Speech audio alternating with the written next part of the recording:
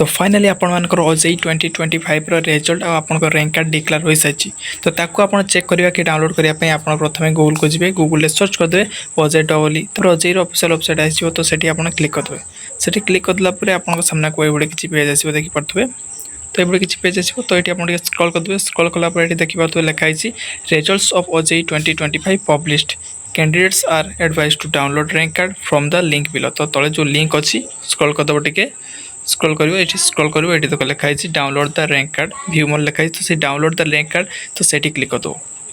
सेठी click कला पर टिके टाइम नबो तो आसीजिवो तापरे तुमरो एटा देबो ए पेजटा आसीजिवो तो एठी तुमर कोन करियो ना तुमरो एप्लिकेशन नंबर जोटा अछि एप्लिकेशन नंबर तुम लिखि देबो एठी पके देबो देन तुमरो यूजर पासवर्ड अच्छी से पके देव यूजर पासवर्ड दे सारा तुम